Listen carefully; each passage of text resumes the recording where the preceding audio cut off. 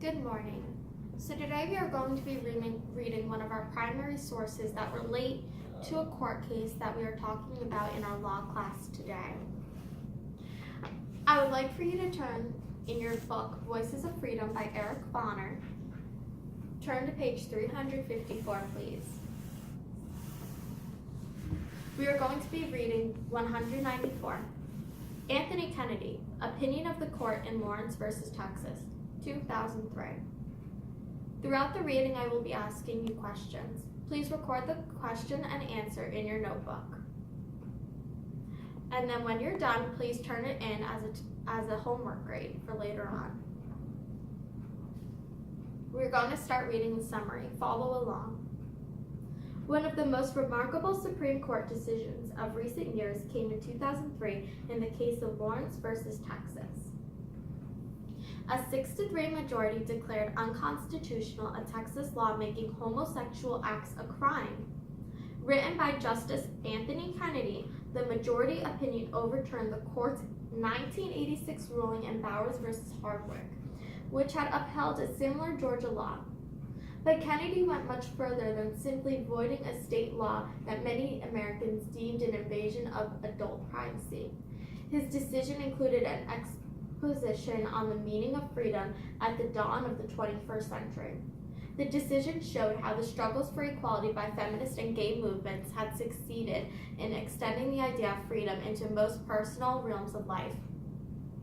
Kennedy went on to repudiate the conservative view that constitutional interpretation must rest on the original intent of the Founding Fathers or on a narrow reading of the document's text.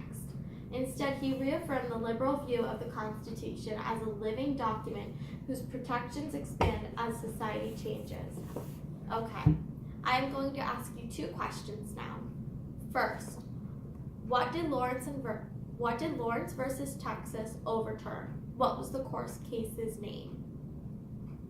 Second, who wrote the opinion of this court? Who was the justice? Good. Liberty protects the person from unwarranted government intrusions into a dwelling or other private places. In our tradition, the state is not omnipresent in the home, and there are other spheres of our lives and existence outside the home where the state should not be dominant presence. Freedom extends beyond spatial bounds. Liberty presumes an autonomy of self that includes freedom of thought, belief, expression, and certain intimate conduct. The instant case involves liberty of the person both in its spatial and more transcendent dimensions.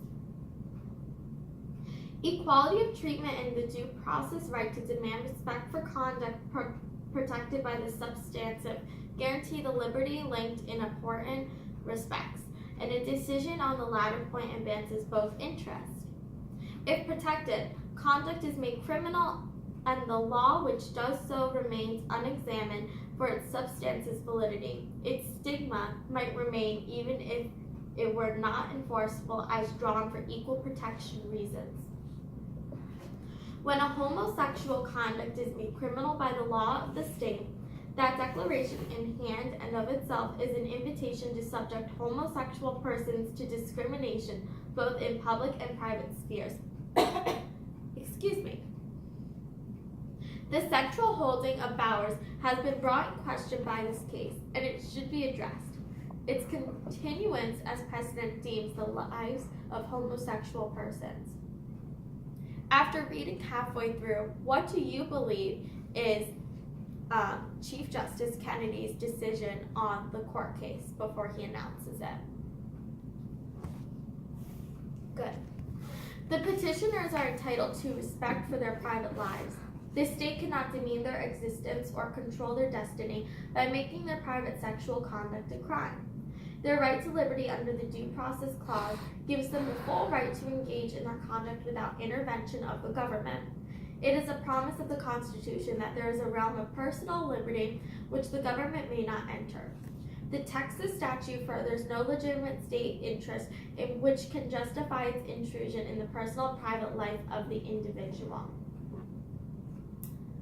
Had those who drew and ratified the due process clauses of the Fifth Amendment or 14th Amendment, known the components of liberty and its manifold possibilities, they might have been more specific. Excuse me. They did not presume to have this insight. They knew times can blind us, so certain truths in later generations can see that laws once thought necessary and proper in fact serve only to oppress.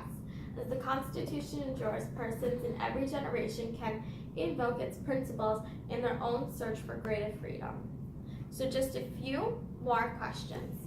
Number 1, how does Kennedy understand the meaning of freedom? And number 2, how does this relate to the Baker case that we have been hearing about in class that is going on right now in the Supreme Court? Please write down the answers and turn in the paper. Thank you.